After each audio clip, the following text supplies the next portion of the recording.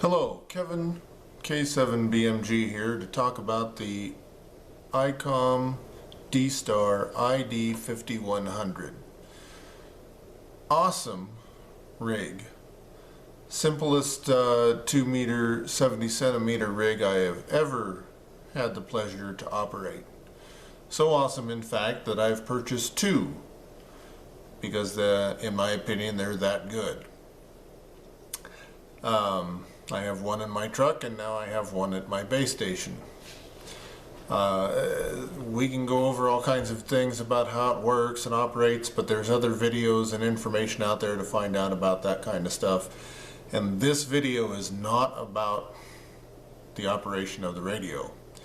It is the deficit of specific items that ICOM has deemed as optional accessories. I'm sorry, I disagree with ICOM tremendously on this fact.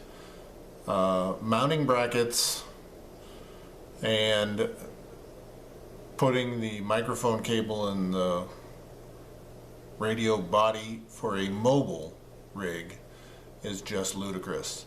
And the prices they want for them is also ludicrous. Control head mounting bracket currently completely unavailable.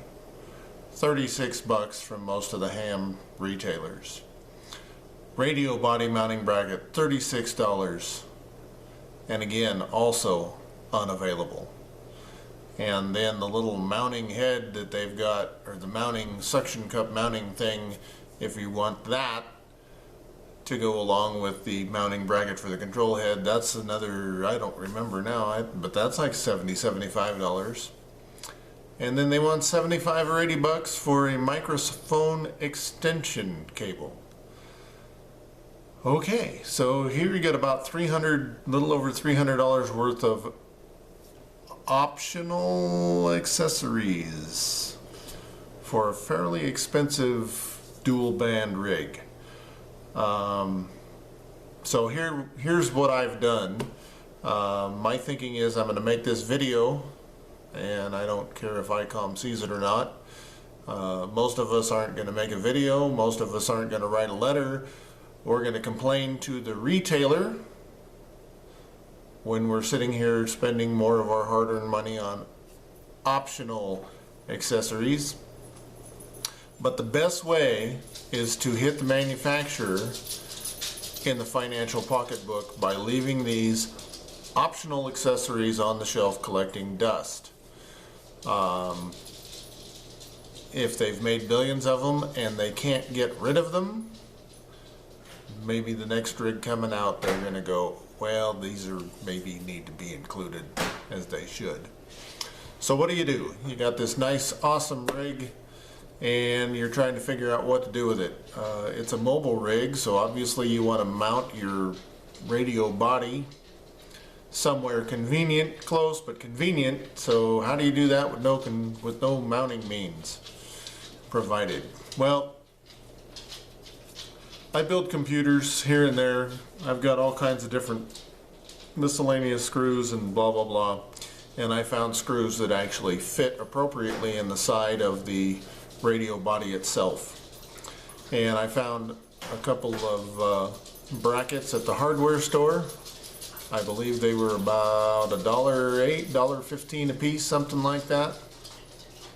And I drilled a few holes and voila, my radio body was securely fastened to the floor of my pickup truck. So I found some screws. I paid, I don't know, $2.30, 60 cents, something like that for a couple of brackets, and I drilled a couple of holes. And that's a far cry short of $36 for a mounting bracket. Works just as good. Keeps it up off the floor of the truck, lets a little air under it and the whole 9 yards. So A+ there for under $3. Okay, the next thing is the control head. Well, you have this nice fancy control head. This is the back of it, as you all know, and it's a nice big flat surface. you can go ahead and get sticky back Velcro or some other kind of whatever, which in the heat of a car's interior will eventually start to soften, and this will start to droop and sag. And it is a touch screen device. Being that it's a touch screen device, you're going to be punching the touchpad, and me personally, I like a nice solid firm mounting means.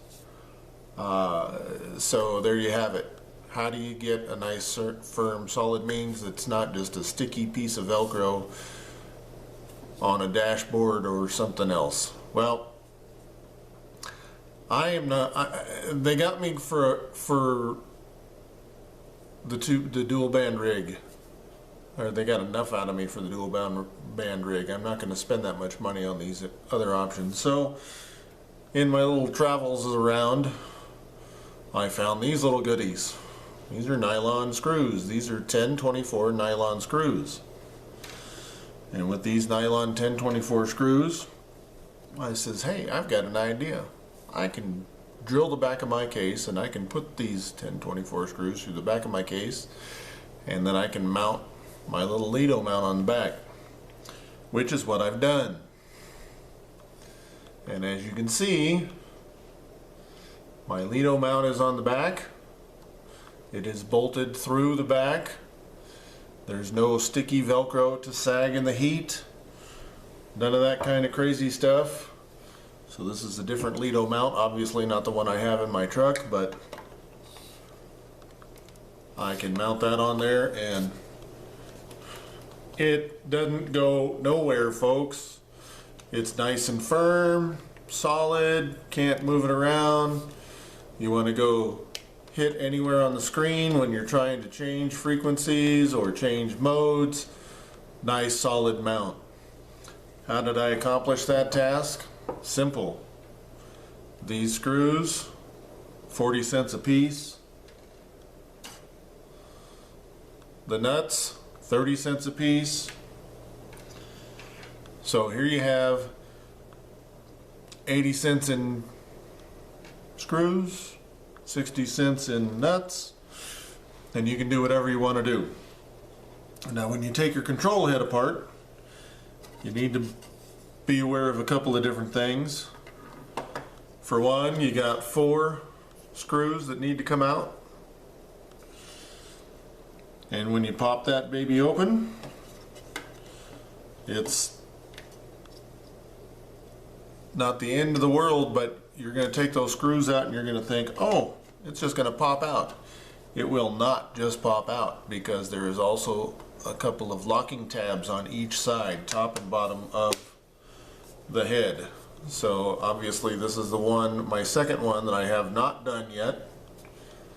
But if you grab the radio body, or the control head body itself, just come down a few inches and put some pressure, you're going to hear a little click, and the back will pop off on one side, then the back will pop off on the second side, and do the same thing on the top or the bottom. And then just open it carefully, because you will see that there is a ribbon cable, and that ribbon cable is going from the PCB board, and it's going in, and you can see that the GPS receiver is in the back part of the radio.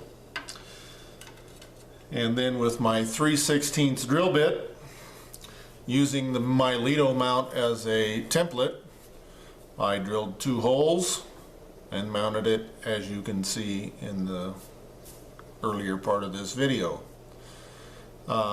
Very solid means of mounting it. Now, maybe you don't have a Lido mount, maybe you got something else, I don't know what or how you plan to do it, but with a couple of studs coming out the back of the control head, glued in place, by the way, fancy old super glue, you can mount it to anything. If you had an angle iron, or you could make a nice little wood stand with a couple of holes in it, you can bolt that baby right in there. It's not moving, going anywhere. and literally a trip to the hardware store. Figure I spent an hour there and back, spent some time looking for the parts, fuel, the parts themselves. Again, financially nowhere close to the $300 worth of crap that they want you to buy. Now the other part is, again, microphone extension cable, because they've done the wise thing of put the microphone jack in the radio body itself. What do? Well, again, thank God I have some computer experience, and I hope this video helps others. Even if you cannot make a network cable, a LAN cable, you can have one made by somebody, friend, family, or even pay somebody to make you one. It's not a big thing. You just got to make sure that you make it exactly the same. Pin 1 is pin 1 on both, same conductor. LAN cables are orange, orange, white, blue, blue, white, green, green, white, brown, and brown, white. Doesn't make a difference which way you land it on RJ45 jack, just as long as you mount, or as long as you land it the exact same way on the other one. And my example is pin 1 was orange, pin 2 was orange white, 3 was blue, 4 was blue white, 5 was green, 6 was green white, 7 was brown, and 8 was brown white. And that is identical on both RJ45 jacks. And then for $3, I think it was $3.29 maybe, somewhere in there, I bought a network cable coupling, and I plugged that in to the cable that I had just made. I plugged the cable into the radio body, and I plugged my microphone into the coupling, and guess what? Instead of 6 feet, I needed about 11, and I have 11-foot cable that I made, and my radio body itself is under the back seat of my truck, and my microphone is up front in the driver's seat where it belongs. And again, Cat 5, Cat 5e, Cat 6, a couple RJ45 jacks, about 15 minutes worth of assembly time. So for less than $6 I have a microphone extension cable that works just fine. You can make them that as long as you want. I wouldn't probably go too far because it is a solid conductor instead of a stranded, but that being said, I can't see anybody wanting to put the radio body in another room or anything like that. So I would imagine that anything up to 25 feet is going to be fine. Works well. Another thing that I did that might be helpful to some, being that it is actually a touch screen, is I found that I had a tablet, and I'm like, hey, you know what? Those tablet screensavers are pretty handy. So I went to the store, I purchased a package that had 2 screensavers for a popular tablet, and it was a 2-pack, and with that 2-pack, tracing the protective film that they put over the screen from shipping, I was able to get 4 screensavers for my control heads. And because I don't know about you, but sometimes his finger gets a little sticky, who knows what's happening. Scratch my nose and get oil on it, and the next thing you know, it's all over the touch screen. And at least this way, when you're cleaning it off, you're cleaning off a screensaver instead of the touch screen itself. Works great.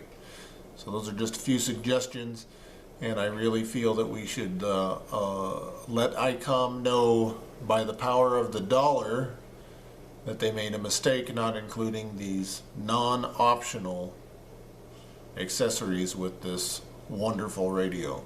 And again, I don't mean this video to be completely negative. I hope it was informative to see how I chose to make my mounts cheaply and efficiently, and every bit as good, if not better, than what ICOM has to offer.